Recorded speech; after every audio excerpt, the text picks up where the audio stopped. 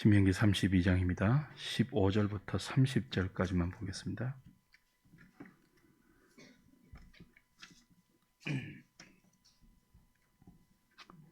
구약성경 314페이지 신명기 32장 15절부터 30절까지 제가 한 절, 여러분이 한 절 교독합니다.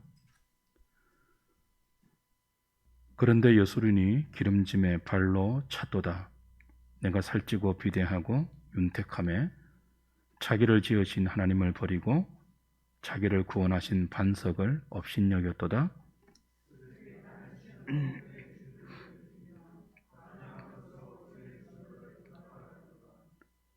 그들은 하나님께 제사하지 아니하고 귀신들에게 하였으니 곧 그들이 알지 못하던 신들, 근래에 들어온 새로운 신들, 너희의 조상들이 두려워하지 아니하던 것들이로다.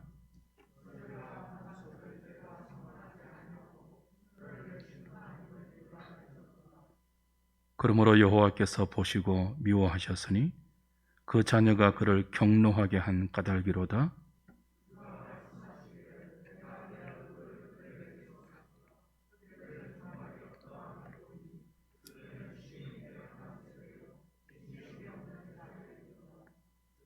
그들이 하나님이 아닌 것으로 내 질투를 일으키며 허무한 것으로 내 진노를 일으켰으니 나도 백성이 아닌 자로 그들에게 시기가 나게 하며 어리석은 민족으로 그들의 분노를 일으키리로다.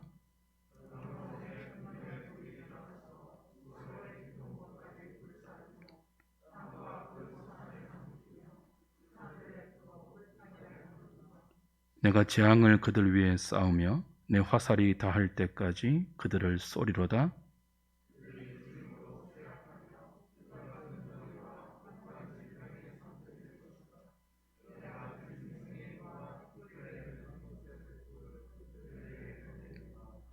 밖으로는 칼에, 방 안에서는 놀람에 멸망하리니 젊은 남자도 처녀도 백발 노인과 함께 젖 먹는 아이까지 그러하리로다.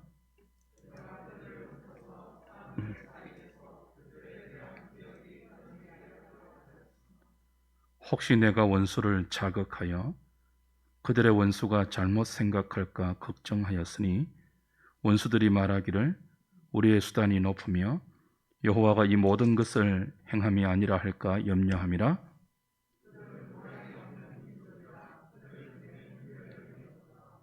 만일 그들이 지혜가 있어 이것을 깨달았으면 자기들의 종말을 분별하였으리라.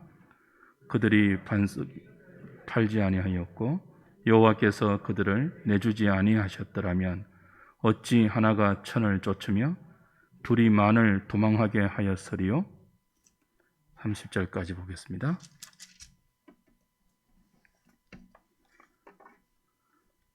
신명기 32장은 모세의 노래라고 했습니다. 하나님은 모세에게 노래를 지어서 모든 이스라엘 백성들이 부르게 하여 그 노래의 내용을 잊지 말고 기억하게 하라 하셨습니다. 그래서 모세가 하나님이 말씀하신 내용을 노래로 지어서 이스라엘 백성들에게 부르게 했는데요. 이 노래는 세 부분으로 이루어져 있죠. 말하자면 1절, 2절, 3절로 구성되어 있어요. 1절에 해당되는 부분을 우리가 지난주에 14절까지 살폈습니다. 15절부터 오늘 보는 30절까지는 2절에 해당되고요. 31절부터 43절까지는 3절에 해당됩니다. 1절은 하나님의 은혜를 노래했습니다. 이스라엘을 택하시고 구원하시고 인도하시고 보호하시는 하나님의 은혜를 그들은 노래로 지어서 불러 잊지 않아야 했습니다. 2절의 내용은 지난주에도 잠깐 살폈지만요, 오늘의 주된 내용이죠. 그런 하나님의 은혜를 배신한 이스라엘의 배은망덕을 예상한 노래입니다. 그러니까 이 노래를 지어서 부르면서 이스라엘은 자신의 패역함을 기억해야 했습니다.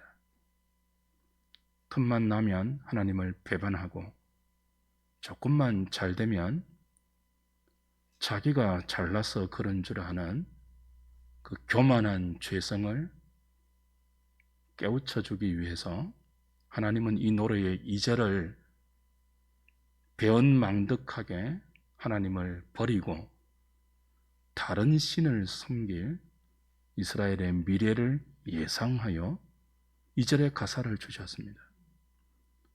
그리고 3절은 그럼에도 불구하고 하나님께서 잠시 도구로 사용하신 이방의 몽둥이들을 심판하시고 자기 백성을 다시 속죄하여 구속해내신다는 하나님의 사랑을 노래하고 있죠. 오늘 2절에 해당되는 15절부터 30절까지를 잠깐 살피겠습니다. 먼저 15절을 보십시오. 그런데 라고 시작이 되어요. 반전을 이끄는 접속사죠. 그런데 여수르는 하나님께서 특별히 이스라엘을 사랑의 관계로 지칭하여 부를 때 이 여수른이라는 독특한 칭호를 사용하십니다. 너는 비할 수 없는 나의 사랑의 대상이다. 아주 사랑스럽게 부르는 이름이에요. 친밀한 관계를 의미하는 이스라엘의 별칭 여수른이에요. 그 1절부터 14절까지 하나님께서 자기 백성을 택하시고 구원하시고 인도하시고 보호하시는 은혜를 노래했지 않습니까? 근데 2절은 그런데라고 반전으로 시작되어요. 그런데 여수른이 하나님께 친밀한 관계로 부름을 받아 그 복을 누리고 있는 여수른이 기름짐에 잘 될 때, 그런 뜻이죠. 기름짐에 발로 찼도다. 네가 살찌고 비대하고 윤택함에 자기를 지으신 하나님을 버리고 자기를 구원하신 반석 되신 하나님을 업신여겼다. 그렇게 되어 있죠. 여기 발로 차다라는 동사는 그 고집센 소나 나귀 같은 짐승이 뒷발로 사람을 차는 것을 연상시키는 단어예요.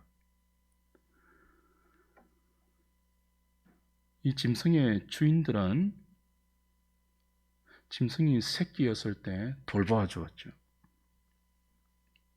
여물을 주었고 아플 때 일어날 수 있도록 정성을 다해서 돌보아 주고 이 짐승이 머물 수 있는 외양간을 지어 주었죠. 누가요? 주인이 그랬습니다. 여름에는 더위를 막아주고 겨울에는 매서운 비바람을 막아준 것도 주인입니다.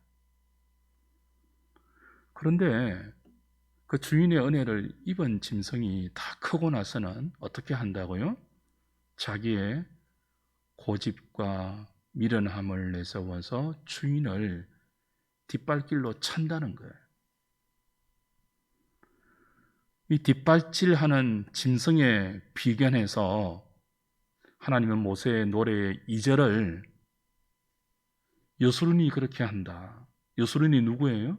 하나님이 가장 귀하게 여기는, 가장 아름답고 사랑스럽고 친밀하게 여겨 그들을 지었고 조성하였고 어릴 때부터 키웠고 먹였고 돌보고 오늘까지 가나안 땅까지 자기 백성 삼아 양육하고 이끌어왔는데 하나님께서 조금 잘되게 하니까 기름짐에 발로 주인을 찼다는 거예요.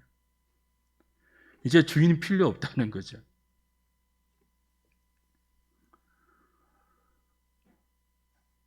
그들이 살찌게 된 것이, 비대하게 된 것이, 윤택하게 된 것이 젖과 꿀이 흐르는 약속의 땅에서 땅을 기업으로 받아 그 땅에 농사하고 결실을 얻어 포도나무의 열매를 먹는 그 모든 것이 누가 준 것입니까? 애굽에 종되어서 신음하고 고통하는 그들을 크신 팔과 든 손으로 이끌어 구원해 내신 분이 누구입니까? 가나안의 대적들을 무찌르고 앞으로 이제 그렇게 하시겠죠? 일러주신 말씀대로 그 땅을 기업으로 주신 분이 누구입니까? 여호와 하나님이십니다. 근데 그들이 앞으로 어떻게 될 염려가 있다고요? 그 땅에서 농사하고 기름진 꼴을 먹고 포도나무의 열매를 마시고 논밭에 식물이 있고 우리의 양이 있고 외양간에 소가 있을 때 그걸 누가 주신 줄 모르고 그 주신 여호와 하나님, 자기를 기르시고 지으신 하나님, 반석 되시는 그 하나님을 버리고 다른 새 신을 섬긴다는 거예요. 은혜를 원수로 갚는 배은망덕의 표본이 될 수 있다는 염려입니다. 왜 이런 가사를 노래로 지어서 부르게 하죠? 너희들이 그럴 가능성이 농후한 죄성을 가지고 있음을 잊지 말라는 거예요. 조금만 마음을 놓으면 금방 교만이 틈타고 하늘 높은 줄 모르고 목에 힘을 주면서 금방을 떨 족속이 너희들임을 잊지 말라는 거예요. 그래서 노래는 강력한 메시지 아닙니까? 노래를 지어서 틈만 나면 불러 그 노래의 가사를 새기라는 거예요. 너희들이 이럴 가능성이 있는 족속이다. 조금만 비대해지면, 조금만 사람들이 알아주고 칭찬하고 박수치면 그걸 그냥 그대로 다 받아 먹으면서 자기가 잘난 줄 알고 하나님을 무시하고 심지어 하나님을 깔보고 어떻게 한다고요? 발로 찬다는 거예요.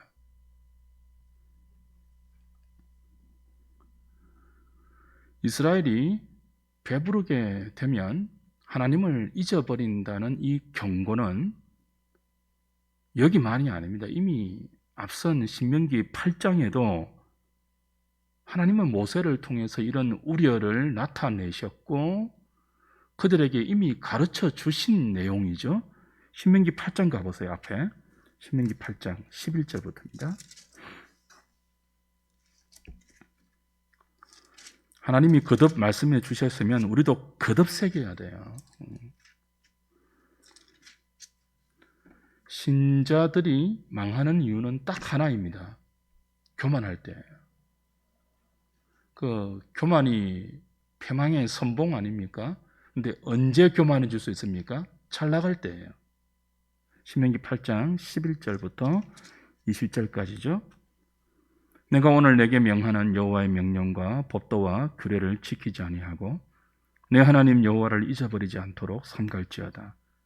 네가 먹어서 배부르고 아름다운 집을 짓고 거주하게 되며 또 내 소와 양이 번성하며 내 은금이 정식되며 내 소유가 다 풍부하게 될 때에 내 마음이 교만하여 내 하나님 여호와를 잊어버릴까 염려하노라.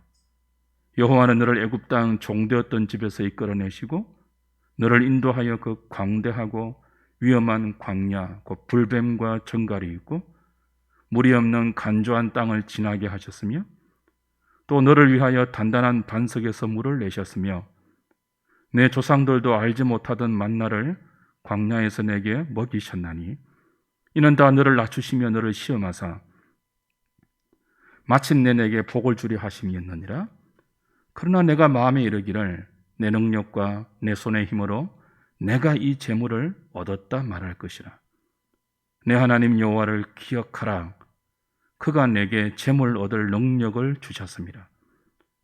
이같이 하심은 내 조상들에게 맹세하신 언약을 오늘과 같이 이루려 하심이니라.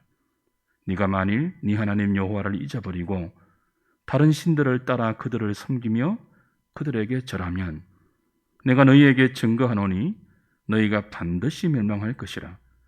여호와께서 너희 앞에서 멸망시키신 민족들 같이 너희도 멸망하리니 이는 너희가 너희의 하나님 여호와의 소리를 청종하지 아니함이니라. 이건 신명기 8장만이 아닙니다. 사실은 구약 성경 곳곳에 하나님은 모세의 노래와 같은 내용을 곳곳에서 상기시켜서 우리가 교만해지지 않도록 늘 교훈을 주셨죠. 경고를 주셨죠. 오늘 저와 여러분들도 이 교만에 빠져서 여호와를 발로 차지 않기를 원합니다. 지금 하나님의 염려는 이들이 약속의 땅에 들어가서 윤택하게 될 때 하나님을 잊어버리고 변망덕한 배신을 할 것을 예상했는데요. 정반대의 경우도 있습니다. 교만의 또 다른 뿌리가 뭡니까? 절망이에요. 교만과 절망은 자기 사랑이라는 한 뿌리에서 나오는 두 가지 다른 열매이죠. 같은 뿌리입니다. 자기를 너무 사랑할 때, 조금 잘 되면 자기가 잘나서 그런 줄 알고요. 조금 못 되면요, 그런 자기 자신에게 절망해요. 그러니까 교만과 좌절과 절망은 전부 그 인생이 하나님 위에 세워지지 않고 자기 위에 세워진 인생의 뚜렷한 두 가지 특징이에요. 교만과 좌절. 형편에 따라서, 환경에 따라서, 처지에 따라서 이 두 가지를 왔다 갔다 하고 있다면, 만약 저와 여러분들이 말이에요, 오늘 내 삶의 기초가 어디에 있는지를 돌아보셔야 돼요. 조금 잘 되면 자랑하고 싶어서 입이 건질건질하고, 교만의 특징이죠. 조금 못 되면 그저 열등감과 좌절감과 절망 가운데 자기보다 잘 되는 사람을 시기하고 질투하고 세상이 왜 이렇냐고 분노하고, 그거 하나님 위에 세워진 인생의 특징이 아니에요. 그러니까 이 노래의 2절은 잘 될 때 교만함을 조심하라는 가사이지만, 이 가사의 배후에는 정반대의, 네가 좀 안 되고 너 형편이 조금 어렵고 모질할 때도 절망해서는 안 된다는 또 다른 메시지를 우리에게 주고 있는 거죠. 왜요? 네 인생이 너 위에, 네 자신 위에 세워지지 않고 하나님과 하나님의 말씀 위에 세워졌다면, 오늘 내 주변의 환경과 내 주위에서 일어나는 사건들 때문에 일희일비하지 말고 언약의 하나님, 그 신실하신 하나님, 그 하나님을 신뢰하고 늘 그분을 바라보라는 노래이죠. 한편 오늘 이 노래는요, 교만해질 때 나타나는 또 다른 정상으로, 주인을 발로 차는 정상 말고 또 다른 정상으로, 새 신, 이제 막 생긴 새로운 신, 다른 신을 섬긴다는 특징을 보여줍니다. 그러니까 윤택해졌죠. 비대해졌죠. 풍성해졌어요. 삶이 잘 나가고 하는 일들이 잘 풀릴 때 하나님을 잊어버린다고 했는데, 그냥 하나님을 잊어버리는 것이 아니고 그 하나님 자리에 다른 새 신을 대체하죠. 그 이유가 무엇입니까? 다시 오늘 신명기 32장 본문으로 돌아가 보십시오. 16절부터 보시면요, 그들이 다른 신으로 하나님의 질투를 일으키며 가증한 것으로 하나님의 진노를 격발하였도다. 그들은 하나님께 제사하지 아니하고 귀신들에게 하였으니 곧 그들이 알지 못하던 신들, 근래에 들어온 새로운 신들, 너희의 조상들이 두려워하지 아니하던 것들이로다. 너를 낳은 반석을 내가 상관하지 아니하고 너를 내신 하나님을 내가 잊었도다. 그 너를 낳은 반석 여호와 하나님이죠. 너를 내신 하나님을 네가 잊고 상관하지 않고 그 자리에 다른 신, 근래에 들어온 새로운 신을 그 자리에 세워서 그들을 섬기고 그들을 제사한다는 거예요. 근래에 들어온 새로운 신이 뭡니까? 가나안을 비롯한 주변 이방 나라의 신들이죠. 왜 이렇게 할까요? 교만할 때 왜 이런 특징이 나타나죠? 교만하면요, 하나님의 말씀이 싫어집니다. 이래라 저래라 하는 하나님이 싫어져요. 근래에 들어온 새로운 신, 이스라엘 주변 나라의 이방 신들은 그렇게 안 하거든요. 모든 우상의 본질이 뭐라고 했죠? 자기를 위하여 스스로 만든 허구의 신이에요. 그 모든 우상은 자기를 위해 준단 말이에요. 하나님은요, 우리에게 비위 맞추는 분이 아니에요. 우리의 복을 위하여, 우리의 생명을 위하여, 우리의 구원을 위하여 이래라 저래라 하십니다. 너희들이 살고 싶으면 그렇게 하면 안 돼 라고 하시고요, 죽지 않으려면 이렇게 해야 돼 라고 간섭하세요. 우리의 행복을 위해서 이래라 저래라 하시는 분이 하나님인데, 조금 잘 되면요, 높은 자리에 가면요, 인간은 누구의 간섭도 받기 싫어합니다. 바벨탑을 쌓으려고 하죠. 자신이 하나님 되려고 해요. 자신이 가진 영향력으로 다른 사람들을 움직이려고 하고요, 누군가가 자기에게 이래라 저래라 하면 기분 나빠하죠. 모든 타락한 인생의 본성이잖아요. 이런 본성이 교만해질 때 극치에 다다릅니다. 그래서 교만이 극치에 다다르면 하나님의 말씀이 번거롭고, 교회 나올 때마다 죄를 지적하고 바르게 살라고 말씀하시는 하나님이 거추장스러워요. 그래서 어떤 신을 그 자리에 세우죠? 뭐 이렇게 누구든지 다 알듯이 그렇게는 안 해요. 겉으로는 하나님의 이름을 부르는데 실제로 그 사람이 추구하는 신앙은 자기를 위한 신앙이에요. 이미 모세가 십계명을 받으러 시내산에 올라갔을 때 아론과 그 밑에 남아 있었던 이스라엘이 만들었던 금송아지가 그 사실을 예고했죠. 마음껏 뛰놀며, 그죠? 자기 종교적 감성을 다 충족시킬 수 있는 자기 중심의 신앙. 저는 아무리 봐도 시대의 기독교 신앙이 이 금송아지 신앙으로 많이 기울어져 있다고 봐요. 자기 중심의 신앙이에요. 자기 만족을 위한 찬양, 자기 만족을 위한 예배. 지도자들이 정신 차리지 않으면요, 예배를 구상할 때, 예배의 순서를 기획하고 준비할 때요, 회중들이 무엇을 좋아할까를 먼저 고려해요. 어떤 찬양을 하면 회중들이 은혜 받을까? 이 은혜 받는 게 뭐예요? 좋아할까? 그걸 고려한다고요. 어떤 찬양을 불러야 하나님이 기뻐하실까? 그게 아니고 사람들이 좋아하는 예배를 점점 디자인하죠.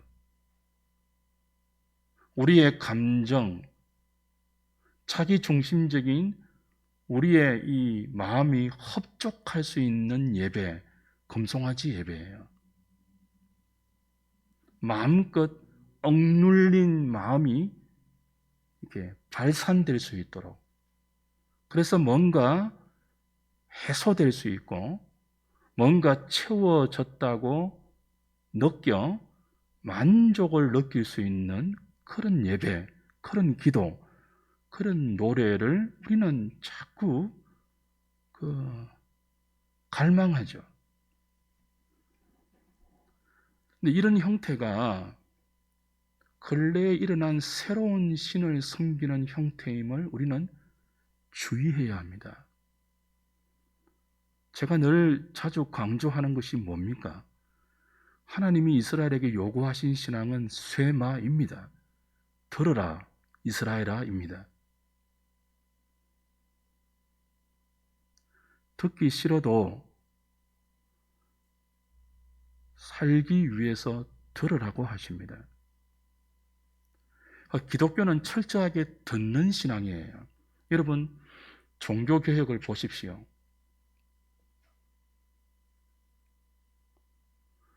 마틴 루터를 비롯한 모든 개혁자들은 예배를 개혁했습니다.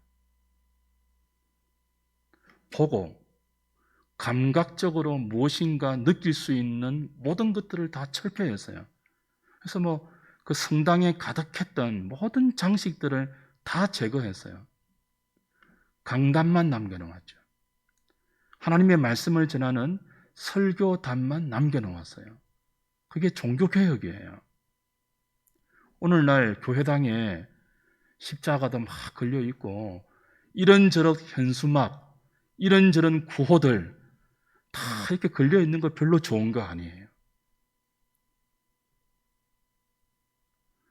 여러분, 유럽 여행 가시면 한번 잘 살펴보세요. 천주교가 미사 드리는 성당과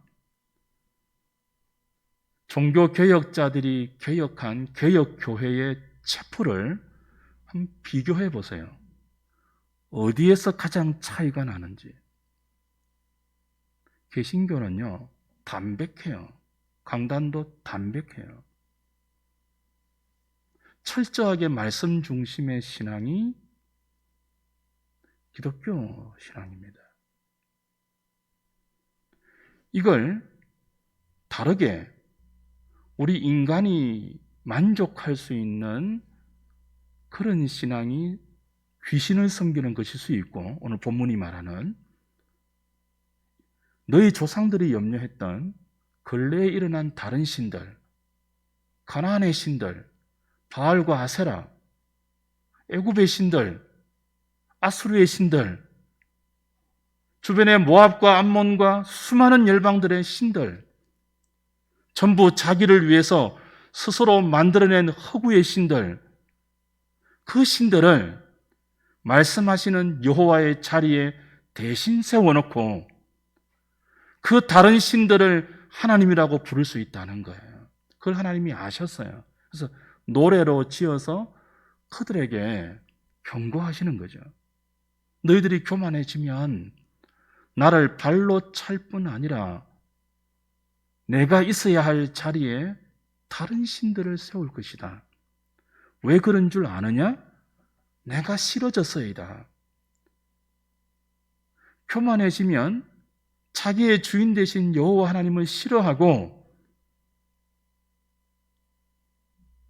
자신에게 아무 간섭도 하지 않는, 그저 자신이 듣기 좋은 말만 해주는 새로운 신들을 거기에 세워서 그들을 섬기며 그들을 예배할 것이라는 거예요.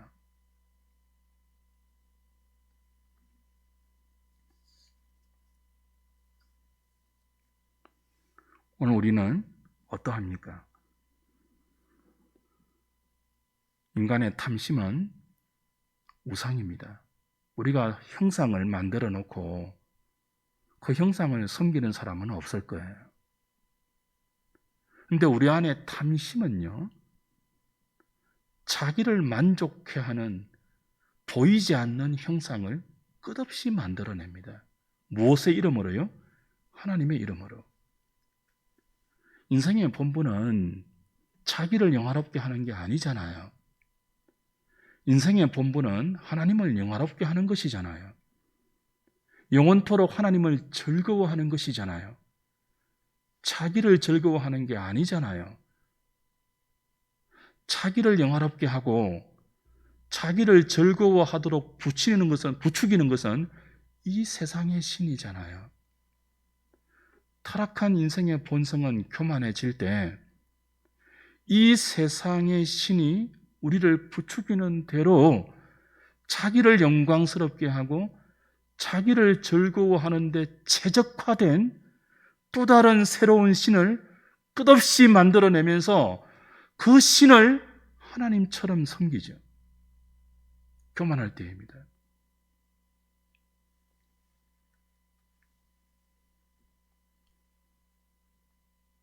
하나님은 19절 20절에서 내가 이렇게 너희들에게 노래를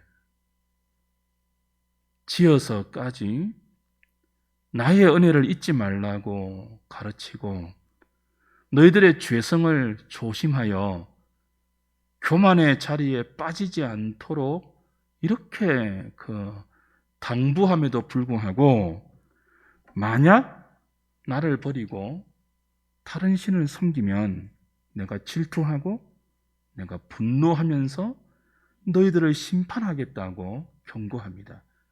그 경고를 노래의 2절에 아주 무섭게 담아주죠. 19절 20절 보십시오. 그러므로 여호와께서 보시고 미워하셨으니 그 자녀가 그를 경노하게 한 까닭이로다. 그가 말씀하시기를 내가 내 얼굴을 그들에게서 숨겨 그들의 종말이 어떠함을 보리니 그들은 심히 패역한 세대요 진실이 없는 자녀이미로다. 자, 이스라엘이 교만해져서 하나님을 발로 차고 하나님을 버리고 다른 신을 섬길 때 하나님이 어떻게 하신다고 합니까? 심판하시는데, 경노하시면서 심판하시는데 그 심판의 형태가 뭐예요? 여호와의 얼굴을 숨기는 것입니다. 내가 내 얼굴을 그들에게서 숨겨 그들의 종말이 어떠함을 보겠다. 그렇게 말씀하죠. 성경에서 여호와의 얼굴은 하나님에게서 나오는 모든 언택을 의미합니다.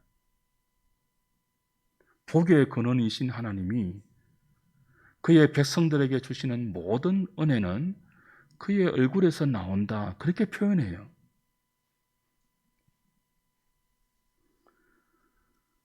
땅의 모든 좋은 것은 여호와의 얼굴 덤에서부터 우리에게 전달됩니다. 신실한 주의 백성들이 여호와의 얼굴빛을 사모한 이유가 여기 있죠. 물론 이건 영적인 비유입니다. 계시록 22장 1절부터 4절을 보면요, 종말에 완성될 하나님의 나라를 이렇게 묘사해요. 저가 또 수정같이 맑은 생명수의 강을 내게 보이니 하나님과 및 어린 양 보좌로부터 나서 길 가운데로 흐르더라. 강 좌우에 생명나무가 있어 12가지 실과를 맺히되 달마다 그 실과를 맺히고 그 나무 잎사귀들은 만국을 소송하기 위하여 있더라. 다시 저주가 없으며 하나님과 그 어린 양의 보좌가 그 가운데 있으리니 그의 종들이 그를 섬기며 뭘 볼 터이요? 그의 얼굴을 볼 터이요. 그의 이름도 저희 이마에 있으리라. 장차 완성될 하나님 나라의 가장 큰 특징을 어떻게 묘사하고 있죠? 그의 백성들이 그의 얼굴을 본다예요.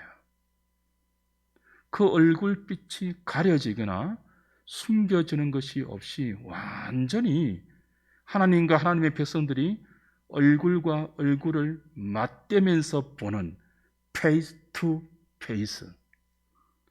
지금은 우리가 아무리 하나님의 은혜를 많이 받는다고 해도 그의 얼굴을 볼 수가 없죠. 모세조차도 하나님께서 얼굴을 숨기지 않았습니까? 그런데 우리의 죄가 완전히 다 제거되고 흠도 없이 주름도 없이 티도 없이 하나님 앞에서 완성될 영화로운 인간의 본분으로 우리의 구원이 완성되면 영원한 그 나라에 가서 우리가 하나님과 얼굴과 얼굴을 맞대며 교제한다는 거예요. 그 하나님의 모든 은총을 조금도 가림이나 막힘이 없이 제한이 없이 하나님의 모든 속성을 우리의 것으로 교류하면서 삼위 하나님의 그 영화로운 생명의 교제에 우리도 감히 동참하여 그 얼굴빛을 본다는 거예요. 하나님 나라의 영광을 주의 얼굴을 보는 것으로 묘사하고 있죠. 그럼 그 얼굴빛을 가린다는 것은 뭡니까? 모든 은혜가 가려진다는 거예요. 하나님에게서 오는 모든 좋은 것들이 막힌다는 거예요. 얼마나 두려운 거예요.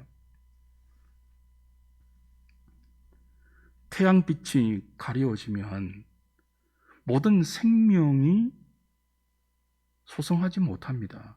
기운을 잃고 시들어집니다. 그처럼 주의 백성들에게 세상의 모든 것이 다 들어온다고 해도요, 주의 백성들이 하나님의 얼굴빛이 가려지면 그 모든 것들이 다 들어와도 그게 소용이 없어요. 시들어져요. 그게 소성하지 못한다고요.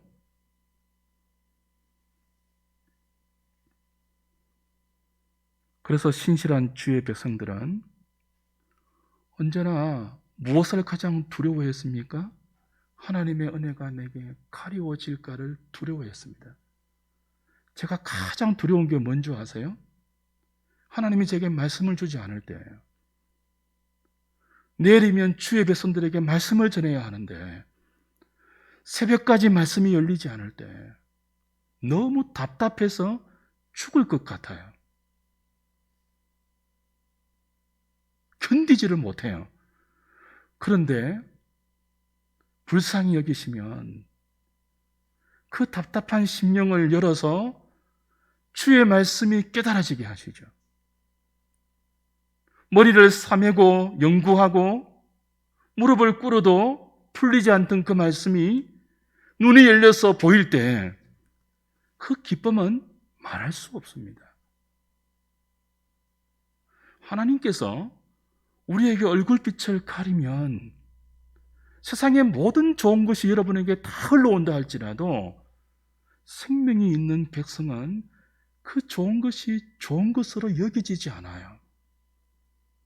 내 귀에 하나님 말씀이 들려오지 않고 하나님의 뜻이 분별되지 않고 성경을 읽어도 이게 무슨 뜻인지 내 심령에 와닿지 않으면 그 저수지에 감으로서 저수지의 바닥이 드러나 쩍쩍 갈라지는 것처럼 내 심령에 그 메마름을 느끼고 견딜 수 없어 하죠.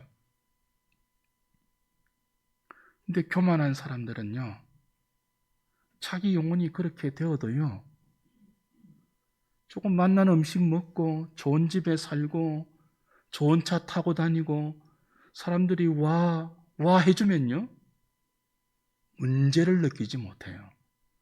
얼굴빛이 자기에게 가려져 있는데도 편안한 환경 때문에 문제를 느끼지 못한다면 그게 심판이에요.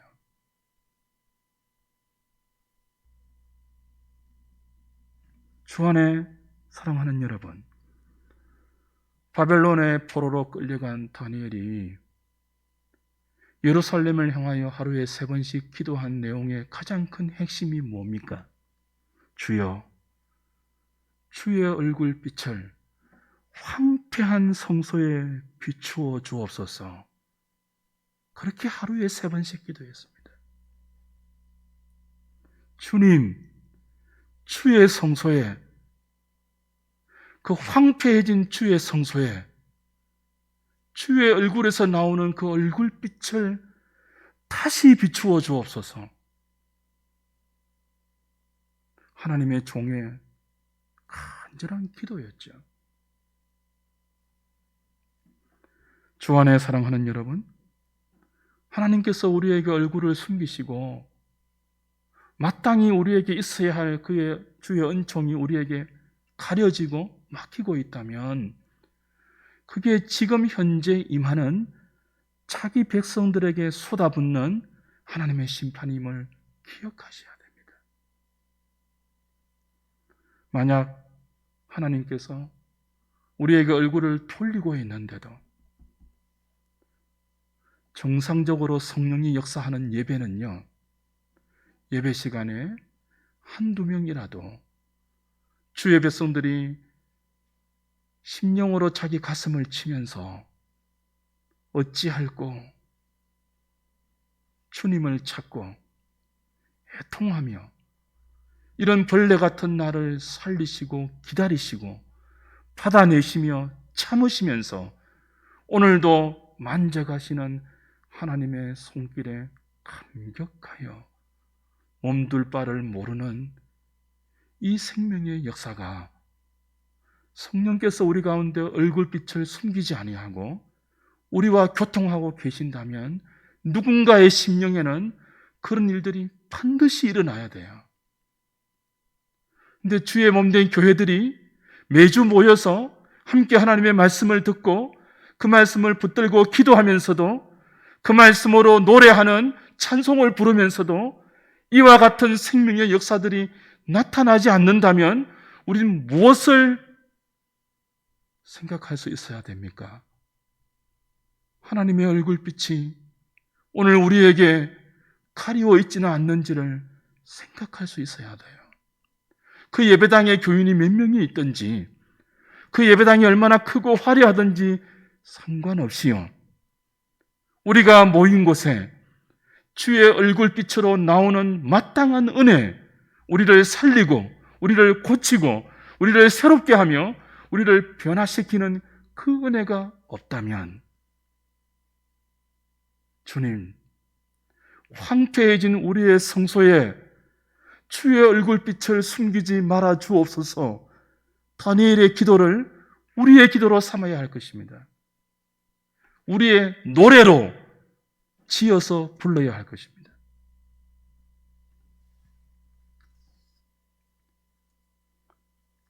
만약 하나님께서 당신의 얼굴을 우리에게 가리고 있음에도 불구하고 윤택해서 계속 잘 나가서 그 사실을 깨닫지 못하고 여전히 교만함 가운데 하나님을 뒷발로 차면서 하나님의 자리에 다른 신들을 섬기고 자기 자신을 위한 거짓된 신앙을 이어가고 있을 때 하나님이 하시는 또 다른 대응이 있죠. 그게 뭡니까? 21절입니다. 그들이 하나님이 아닌 것으로 내 질투를 일으키며 허무한 것으로 내 진노를 일으켰으니 나도 백성이 아닌 자로 그들에게 시기가 나게 하며 어리석은 민족으로 그들의 분노를 일으키리로다. 뭐 한다고 하죠? 그들을 시기나게 한대요. 여호와의 얼굴빛을 가리고 진짜 하나님께서 오는 좋은 것들을 거두어 가도 이 땅에 있는 그런 것들로 배불러 있어서 깨닫지 못하면 그들이 하나님을 질투하게 한 것처럼 하나님도 이방을 일으켜서 그들을 시기하게 하신대요. 이것을 바울은 로마서 10장에서 이렇게 주석했습니다. 로마서 10장 가보십시오.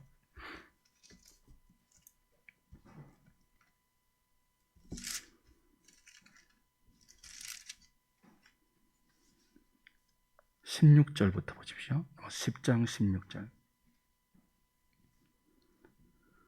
그러나 그들이 다 복음을 순종하지 아니하였도다. 이사야가 이르되 주여 우리가 전한 것을 누가 믿었나이까 하였으니 그러므로 믿음은 들음에서 나며 들음은 그리스도의 말씀으로 말미암았느니라. 그러나 내가 말하노니 그들이 듣지 아니하였느냐? 그렇지 아니하니 그 소리가 온 땅에 퍼졌고 그 말씀이 땅끝까지 이르렀도다 하였느니라. 그러나 내가 말하노니 이스라엘이 알지 못하였느냐? 먼저 모세가 이르되, 오늘 신명기 32장 이 말씀을 인용하는 거예요. 내가 백성 아닌 자로서 너희를 시기하게 하며 미련한 백성으로서 너희를 노엽게 하리라 하였고. 그렇죠? 내가 백성 아닌 자로서 너희를 질투하게 하며 시기하게 하며 미련한 백성으로서 너희를 노엽게 하리라. 하나님께서 모세에게 노래를 지어서 교만해서 그들이 하나님을 버리고 하나님을 발로 차고 하나님 아닌 다른 신들을 섬길 때 하나님께서 그들에게 얼굴빛을 숨길 것이며 그래도 깨닫지 못하고 돌아오지 않으면 그들이 여호와를 시기하게 한 것처럼 질투나게 한 것처럼 여호와도 이방 다른 민족을 그들보다 더 사랑하는 것처럼 보이게 해서 그들로 하여금 질투를 일으켜 여호와께 돌아올 수 있는 기회를 주신다고 합니다. 뭐 여러 가지 할 말씀이 많지만 시간 관계상 다 말씀 못 드리겠어요. 지금 우리가 구약의 관점에서 보면 이스라엘의 시기를 불러일으키는 이방들이죠. 하나님께서 우리에게 얼마나 큰 은혜를 부어주십니까? 근데 이 유대인들에게는요, 얼굴빛을 가리고 계시죠. 그런데도 그들이 메시아를 인정하지 않고 또 다른 그리스도를 찾고 있지 않습니까? 이 땅에 기독교가 막 흥왕하고 부흥하고 주를 찾는 백성들이 일어나는 것을 그들이 보면 마음의 시기가 일어나서 그들로 하여금 하나님께 돌아올 수 있는 기회를 하나님은 지금도 주고 계시죠. 그래도 돌아오지 못하면요, 그래도 깨닫지 못하면요, 22절부터 25절까지는 이제 직접적인 하나님의 심판을 경고하십니다. 신명기 32장 22절. 그러므로 내 분노의 불이 일어나서 소홀의 깊은 곳까지 불사르며 땅과 그 소산을 삼키며 산들의 터도 불타게 하는도다. 재앙을 그들 위해 쌓으며 화살이 닿을 때까지 쏠 것이다. 그들이 추리고 쇠약하며 불같은 더위, 독한 질병에 삼켜질 것이다. 들짐승의 이와 티끌에 기는 것의 독을 그들에게 보낼 것이다. 밖으로는 칼에, 방 안에서는 놀람에 멸망할 것이다. 젊은 남자도 처녀도 백발 노인도 함께 젖먹는 아이까지 그럴 것이다. 내가 그들을 흩어서 사람들 사이에 그들에 대한 기억을 다 끊어지게 할 것이다. 무서운 심판을 멸망으로 예고하고 있습니다. 이 모든 일이 어디에서 시작됩니까? 여호와의 얼굴을 숨기고 다른 이방을 들어서 시기하게 만들고 직접적인 하나님의 심판이 무섭게 그들에게 떨어진다는 이 모든 경고의 말씀이 어디에서부터 비롯되죠? 오직 한 가지입니다. 그들이 여호와를 발로 찾기 때문이다. 그들이 윤택해짐에 여호와를 발로 찾기 때문에 여호와는 그들에게 얼굴을 숨기시고 그들보다 다른 민족을 사랑하여 그들을 시기하게 만들며 그들에게 때로는 직접적인 무서운 종말의 심판을 맛보게 할 것이다. 이렇게 모세의 노래의 2절은 이어지고 있습니다. 주 안에 사랑하는 여러분, 오늘 우리는 이 노래를 새롭게 지어서 부를 필요는 없죠. 지난주에 말씀드린 것처럼 이 노래가 우리에게 주는 메시지를 생각하고 우리 자신의 현 주소를 돌아보아야 합니다.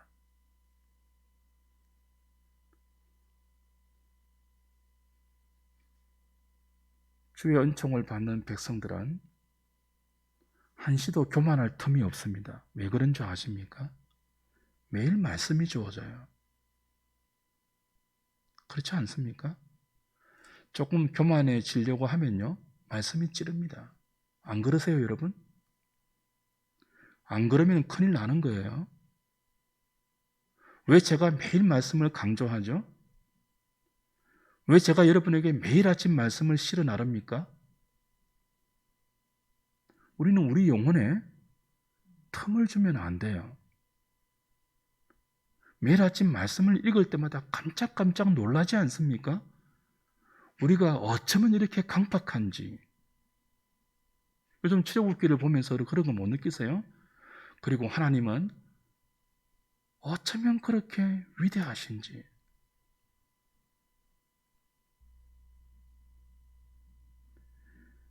이게 교만해지면요, 거꾸로 되어요. 하나님은 가볍고 업신여길 수 있는 분으로 여겨지고 나는요, 누구도 건드리면 안 되는 그런 존재로 여겨져요. 주 안에 사랑하는 여러분, 오늘 저와 여러분은 어떠신지요?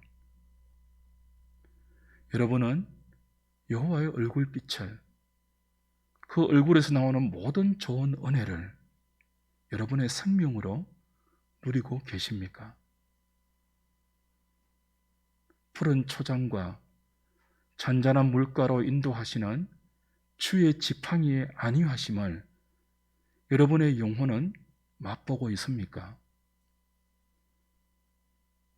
주가 목자들을 통해서 먹이는 영혼의 꼴들을 여러분은 먹고 계십니까?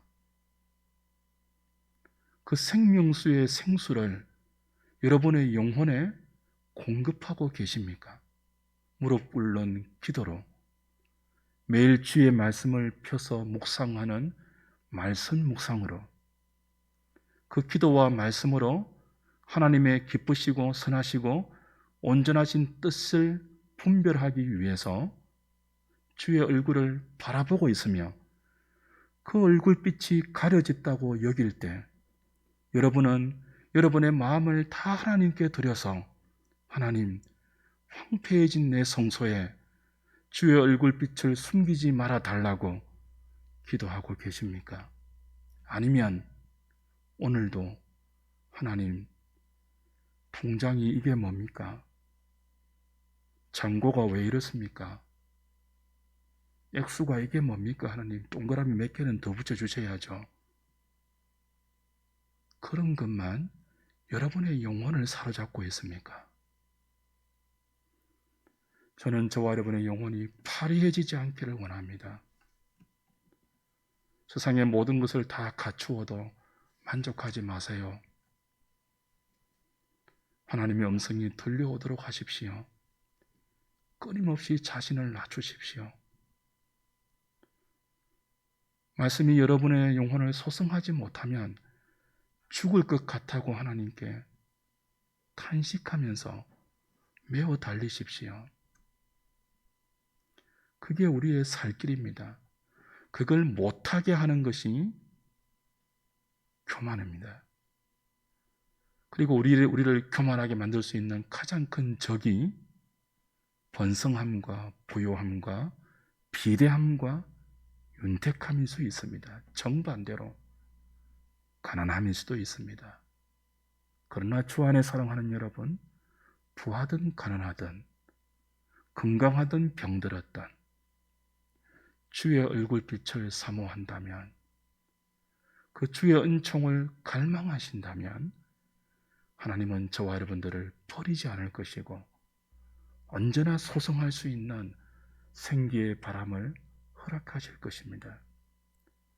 이 땅에 소망을 두지 않게 하실 것이며 눈을 들어 영원한 나라를 꿈꾸게 하실 것이며 성령이 여러분의 가슴에 맺히게 하는 비전을 생기게 하실 것입니다. 늙은이는 천국의 꿈을 꿀 것이고 젊은이는 환상을 볼 것이며 아이들은 장래일을 말할 것입니다. 여호와의 이름을 부르면서 주의 날에 구원을 얻는 생명의 사람들로 자라게 될 것입니다. 이전에게도 그 은혜를 위해서 기도할 수 있으면 좋겠습니다. 찬송하고 기도하겠습니다.